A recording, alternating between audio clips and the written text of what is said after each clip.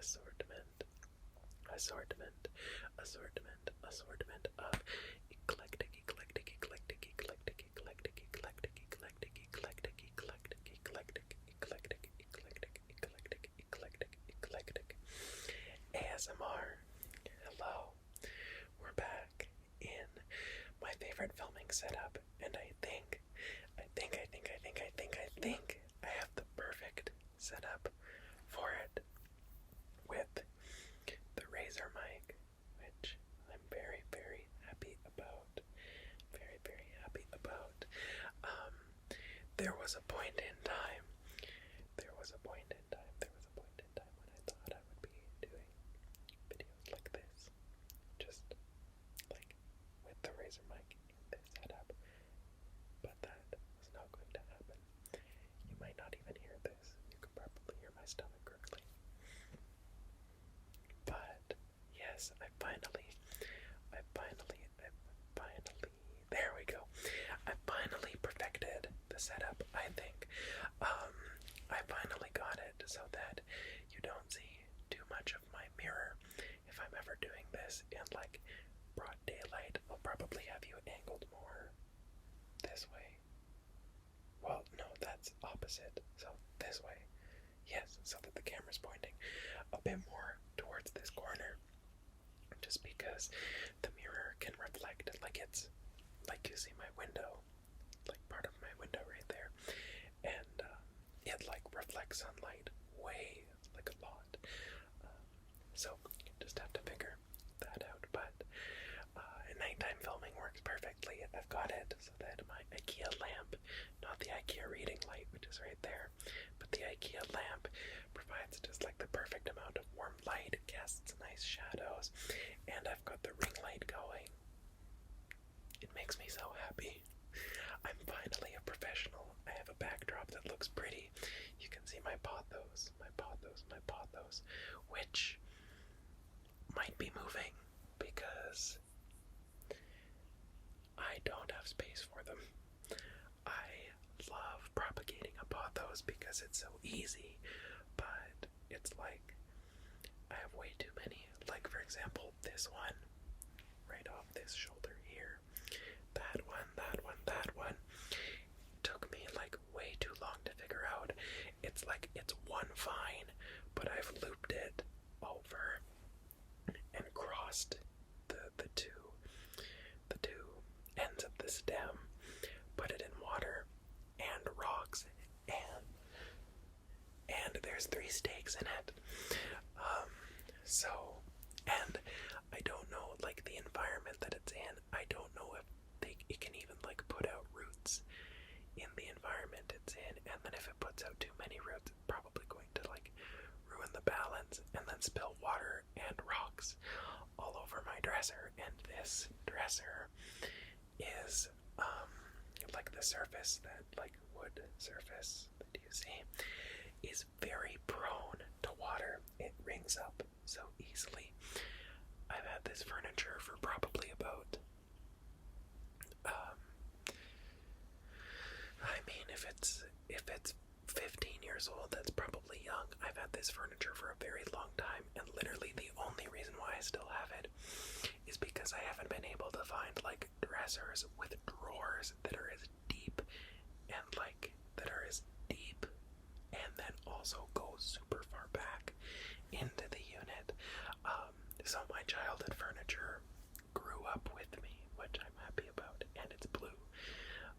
Navy blue furniture. We've got like a blue thing going in the house, so it's like it fits. But anyway, enough about my setup. Although I am happy that you can see my coffee plant. My coffee plant and my Hawaiian palm is back. My Hawaiian palm needed to go in for some care. My Hawaiian palm had spider mites, which was terrifying because I thought I was gonna lose it.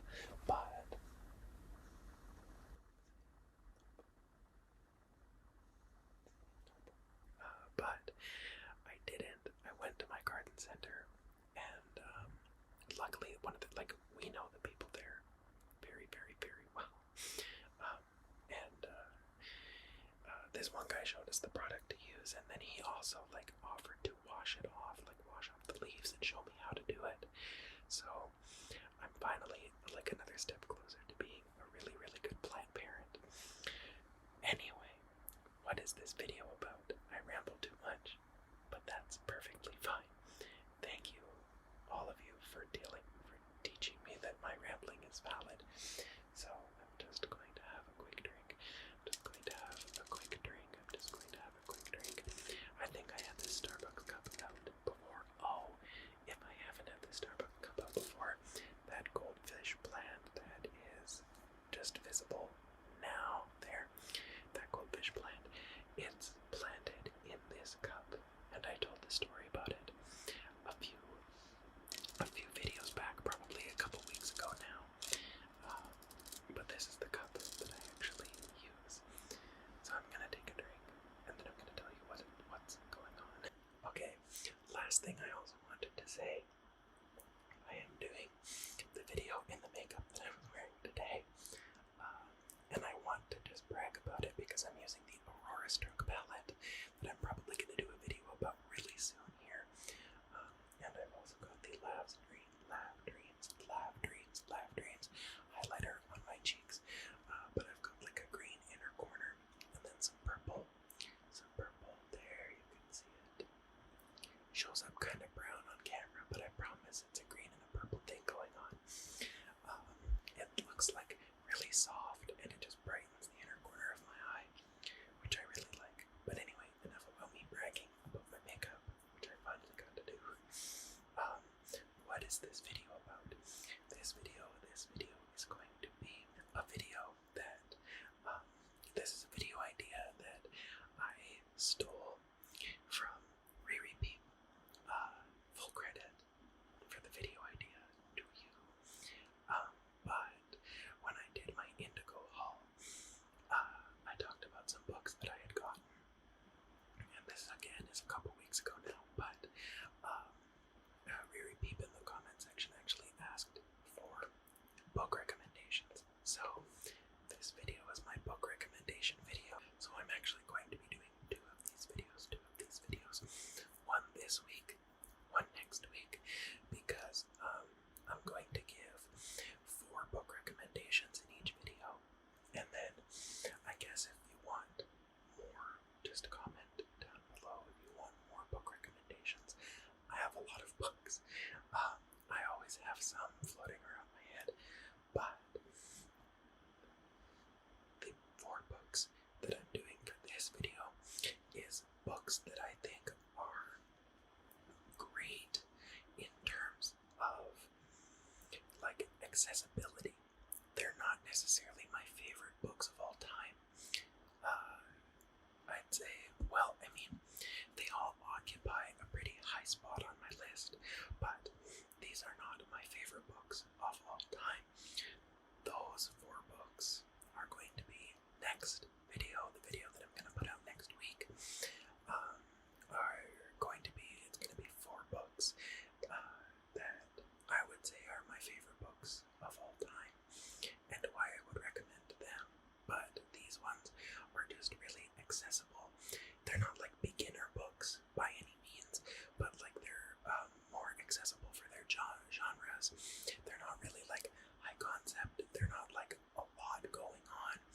One of them gets close, but it's pretty easy to understand just because the author is really aware of. I'll talk about it when I talk about the book. So, book number 1, oh, you can see it, spoiler alert. Book number 1 is Legends and Lattes. Legends and Lattes by Travis Baldree. Legends and Lattes.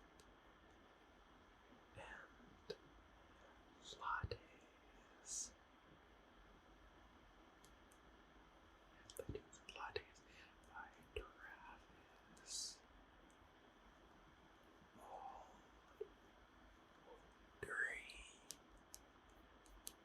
Travis Baldree. This book is a fantasy recommendation. This book is, I don't want it. Is it too shiny in the ring light? I'm just gonna hold it kind of downward. Actually, let's do it this way. Here's the cover. Here's the cover.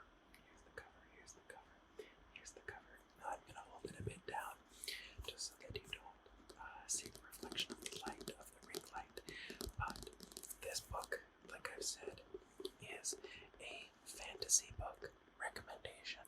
Legends and Lattes actually, I think, went kind of viral earlier this year, or last year, something like that. But essentially, this book is a book heavily rooted in Dungeons and Dragons. It pulls a lot of lore and a lot of sort of background from Dungeons and Dragons, but it's in its own universe. It's not tied to the actual Wizards of the Coast Dragons, Dungeons and Dragons universe. Legends of Latte is a fantastic book. It is very slow going. It's a very easy read. It's a very calming read in that there is not a lot of high stakes action.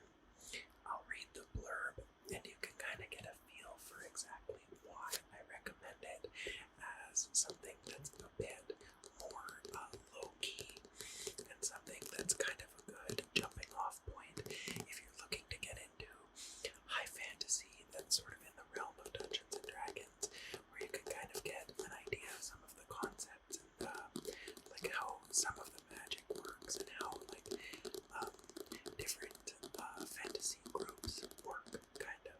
So the blurb on the back says, after a lifetime of bounties and bloodshed, Viv is hanging up her sword for the last time.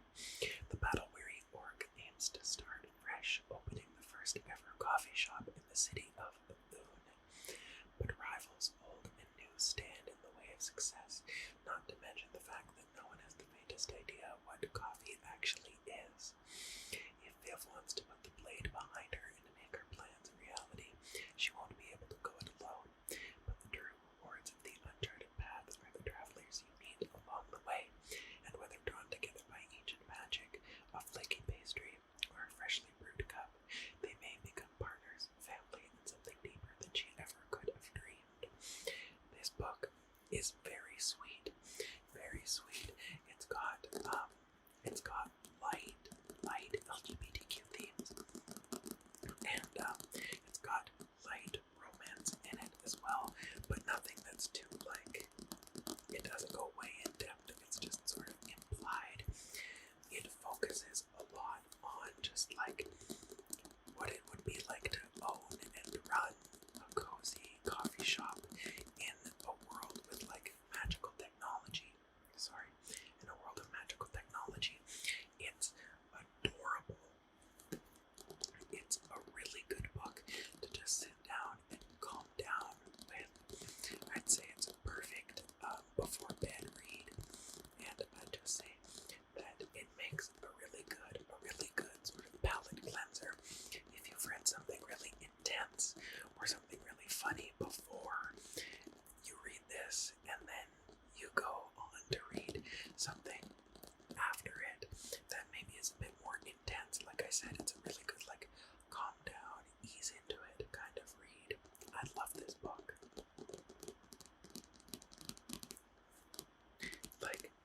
It literally says on the back, a novel of high fantasy and low stakes. That's literally what it is. The ending maybe finishes up a little bit too quickly, but you know what? I'm not complaining.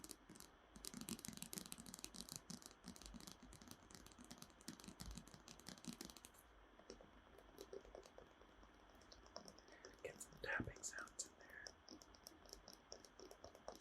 Okay. So, that is my sort of relaxed fantasy book. The next book is also a fantasy book, but this one is a lot. It's got a lot more going on, and this is Foundryside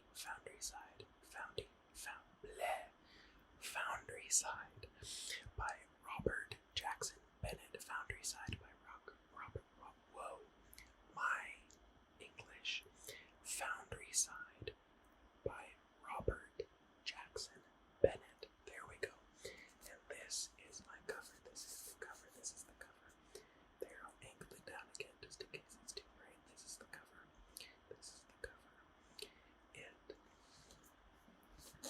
It is a very well done cover. Literally, I bought this because of the cover. I bought it just simply because of the cover. I actually bought the sequel to this book first, not realizing that it was the sequel, and then realizing that I need to buy this one so that I could read the other one, which is the best thing that I could have done, because it got me into this series. And for that Indigo haul, I bought the third book of this series, which is now sitting, waiting for me to read it on my shelf.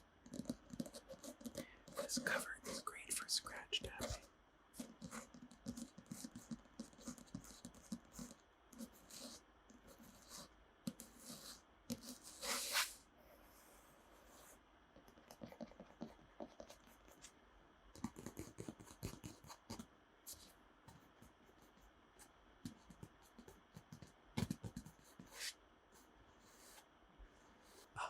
So, why do I recommend this book? Well, it is a fantasy book with a completely new world, with completely new magic, completely new concepts, and completely new politics. It shouldn't be a book that is easy to get into, but Robert Jackson Bennett, as an author, seems to understand exactly what their story is and how to introduce it to someone, because all of the little, like the magic system is kept vague and interesting and intriguing, while also being explained very, very well. The world is explained very, very well, and you almost don't even need a lot of explanation to get into it. But by the time you do get all that explanation, you have so much more appreciation for the world that Robert Jackson Bennett has created for their readers. It is such a good book. The magic system is probably one of the most unique and out there ones that I've ever read. It's kind of like, I would never think about it. It's sort of like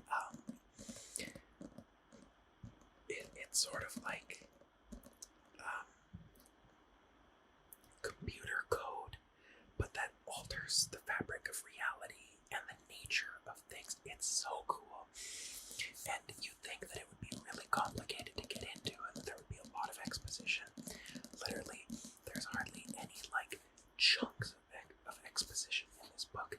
It is all introduced in ways that make complete and total sense, so that you kind of already understand it as well as the main character does by the first third, and then it continues to get iterated on, and the stakes continue to get raised, especially as you get into the second book. I didn't think that the climax of this book could be topped, and then the second book just goes ape shit, honestly, with it. And I think it's a great study in how an author can take a couple of core concepts and a tone and really run with it to make something that is incredibly unique and incredibly artistically sound.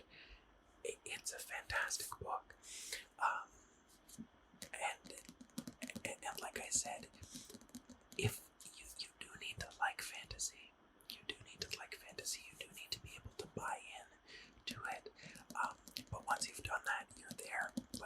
Once I was hooked, I started, the first third of the book probably took me, I'm a slow reader, so the first third of the book probably took me about 3 weeks. The rest of the book took me a week, which never happens. I go at a very slow pace. Half because of lifestyle, half because that's just how I read. I find it difficult to stay focused on one thing for a long period of time. Hello, ADHD. But it's just such a good book. I'll read the blurb on the back, but literally, go get this. Go get it. Go get it on sale. If you live in the United States, it says it's literally $17. If you live in Canada, it's $23, the paperback version. And if you get it on sale, I'm sure that you could get it down to $15 Canadian or 12 American. Sansia Grotto is a thief and a damn good one, and her latest heist on Devon's docks is nothing her unique abilities can't handle. But unbeknownst to her, Sansia has been sent to steal an artifact of unimaginable power, an object that could revolutionize the magical technology known as scriving. If the ruthless merchant houses who control this magic, the art of using coded commands to imbue everyday objects with sentience, can unlock the artifact's secrets, they will rewrite the world itself to suit their aims. Now, someone in those houses wants Sansia dead and the artifact for themselves, and in a city like Devon, nobody has the power to stop them. To have a chance at surviving and stopping the deadly transformation that's underway, Sansia will have to marshal unlikely allies and undergo her own transformation, one that will turn her into something that she never could have imagined. And this magic system has so much potential and so much creativity baked into it that Robert Jackson Bennett uses to perfect effect. And he does iterate on it, and he does go deeper every single chapter. It's incredible. It's a fantastic book. Robert Jackson Bennett should be proud to have written this.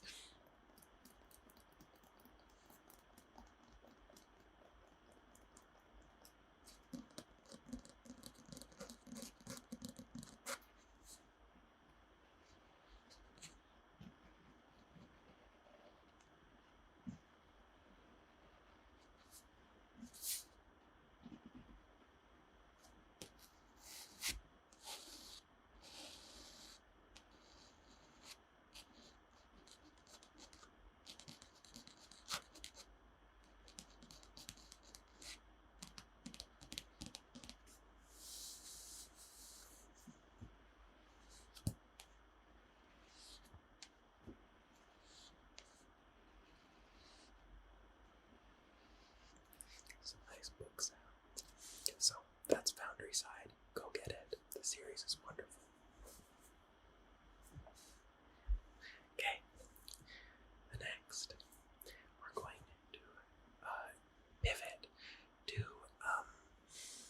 a bit more grounded fantasy, but still fantasy, still fun, but a little more grounded in reality, but like not really. When I say grounded in reality, I do mean like it takes place on a planet that with like cultures and history similar to Earth but different. You can definitely kind of get into it more easily if you're not somebody who like can really get into a deep fantasy world with like a high concept, sort of like out there kind of things. This one, like I said, is a lot more grounded, and that's The House in the Cerulean Sea. The House in the Cerulean Sea. The House in the Cerulean Sea by TJ Klune. And oh, by the way, Foundry Side does have LGBTQ themes in it, and by like book 2, those are kind of like more deeply explored, and it's just a really cute relationship that ends up like coming about, which is really nice. Same thing with this one. This one, I knew it would have LGBTQ themes in it because TJ Klune, that's kind of TJ Klune's thing. But the way that it happened in this book was actually really sweet and really, I don't know, really heartfelt. Like you could tell that there's like a ton of love poured into this book. And this book is just really sweet as somebody who really loves like the idea of found family and turning the people around you into your family. Because I'm an only child, like all of my friends have become my siblings, and that's kind of like why I'm so drawn to stories like this. And it's kind of like just a little bit like Legends and Lattes, where it is a more relaxed read, but by the end of it you're so invested that you're like, oh my god, please, like you're just rooting for an outcome that you really want, and I won't tell you whether or not you get it, but it's just really heartfelt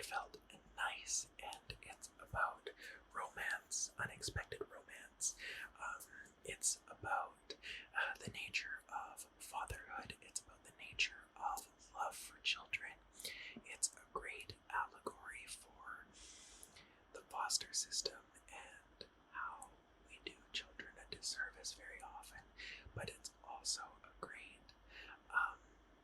sort of story about how to break those systems and how to sort of take back power from those kinds of systems, which I think is really, really sweet. I'll read the blurb, I'll read the blurb on the back. So, Linus Baker is a by-the-book caseworker in the department in charge of magical youth. At 40, he lives in a tiny house with a devious cat and his old records for company. But his quiet life is about to change. Linus is summoned by extremely upper management and given a curious and highly classified assignment. Travel to an orphanage on a distant island and determine whether 6 dangerous magical children are so dangerous, in fact, that they're likely to bring about the end of days. When Linus arrives at the strangest of islands, he's greeted by a series of mysterious figures, the greatest mystery of all, which is Arthur Parnassus, the master of the orphanage. As Linus and Arthur grow closer, Linus discovers the master would do anything to keep the children safe, even if it means the world has to burn, or worse, his secret comes to light. The House in the Cerulean Sea is an enchanting love story, masterfully told about the profound experience of discovering an unlikely family in a very unexpected place, and realizing that family is yours. It's very sweet. It's very sweet. Oh, here's the cover, by the way. There's the cover, by the way. There's the cover. It's very sweet. It's whimsical. It's humorous. It's adorable. I don't know. Get this book. It's a really sort of good jumping off point into like reading a little bit more LGBTQ literature. It doesn't have any sort of more intimate scenes, which none of the books that I'm going to recommend tonight do, but a few of the books, well, one of the books, well, yeah, let's call it 2 of the books that I'm going to recommend in the next video do. But this book is just very, very sweet. It's very nice, and it's a really good read for like just like I said, it's a really good night read, a lot like Legends and Lattes, just to relax with and kind of smile at. So that's The House in the Cerulean Sea. The last book. We're gonna take a turn from sort of fantasy, whimsical, and we are going to go sci-fi with the next book recommendation. And that is with The Galaxy and the Ground Within the Galaxy and the Ground Within by Becky Chambers. This book single-handedly got me back into sci-fi. I've tried to read a couple of sci-fi books, and it has taken me very long to get through them. This book rekindled my love for science fiction. This book is, again, I guess a lot of these books are kind of like comfort reads, but this book is literally a book about slowing down and learning about what it is to kind of be forced to slow down and take a look at what's going on in your life and who you are and what you stand for and what matters to you. So I think it's a really great book. It also does require a lot of buying in. This has no human characters in it. They are all alien characters, but in that they exhibit a lot of very human qualities and a lot of very inhuman qualities. But I think that it's a great metaphor for like diversity and understanding. This book also does have LGBTQ content. There is no romantic content, but there is sort of genderqueer, gender non-conforming content in this book that appears in a very like interesting and just like, oh yeah, this is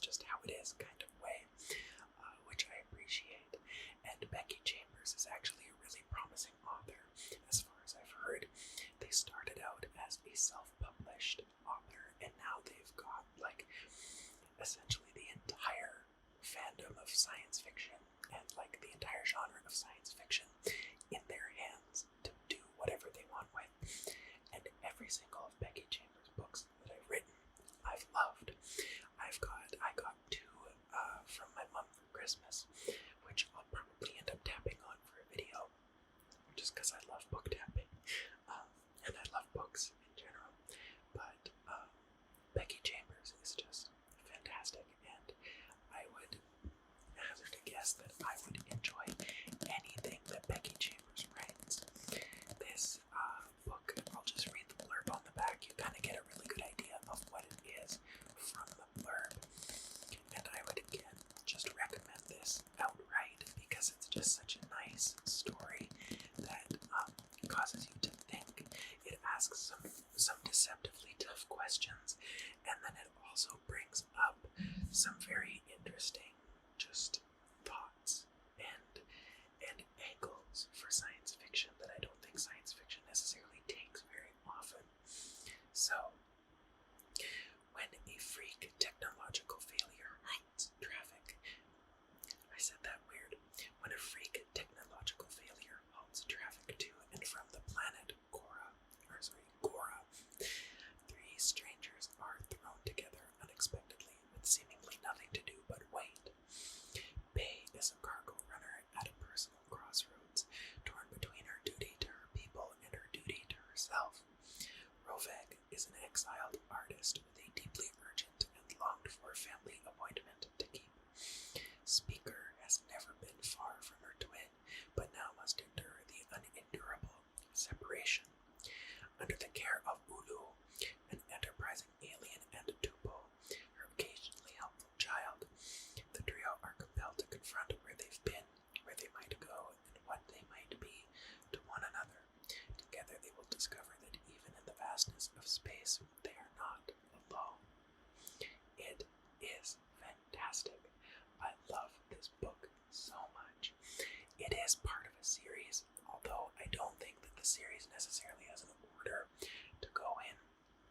I think this is considered the final book, but it just makes me more excited to read the books that come before it to get a little bit more context, because they all kind of happen parallel to each other, but they're not necessarily vital to understanding each other, I think. So this book is a great jumping off point, just because it's like, I don't know, it kind of gets you into what science fiction could be, and Becky Chambers just sets such an interesting universe on your plate for you to do whatever you want with. It's really interesting, and I honestly recommend any of Becky Chambers' books pretty much equally, but this one I would say is my favorite. Other than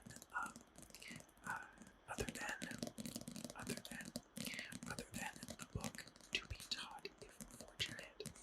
That's a really interesting book as well, and I recommend them equally. Honestly, go pick this up. It is. Let's see. It is.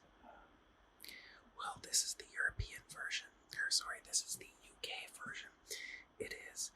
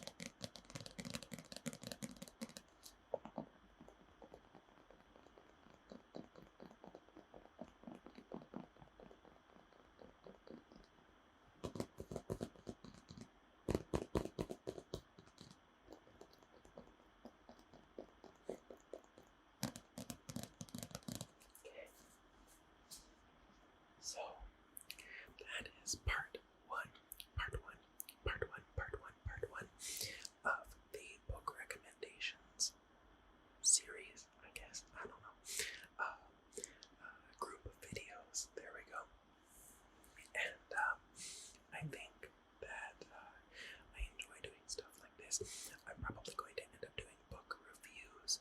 I'm very close to being finished. The Sunbearer Trials that I read in a bedtime lo-fi ASMR video about a month ago now. So I'm probably going to end up doing a review for that book, and then I'll probably end up doing a lo-fi reading of the next book that I'm going to start. I usually have two books that I have going at the same time, and the other book that I currently have going is The Cartographers by Pink Shepherd, and that one's taking a little bit longer. It's definitely a slower burn. It's a very good book. It's well written. It's maybe not necessarily a genre that I would go for, so I think that's why it's taking me a little while to get through it. And then also, like I said, it's a slower burn. I generally have trouble getting into books that are slower burns, but once I kind of hit that hook part, then I'm fully invested. So, I hope you enjoyed this video. I can't thank everyone here enough for being invested, for commenting, for being engaged with, like, the success of my channel. You are all absolutely wonderful.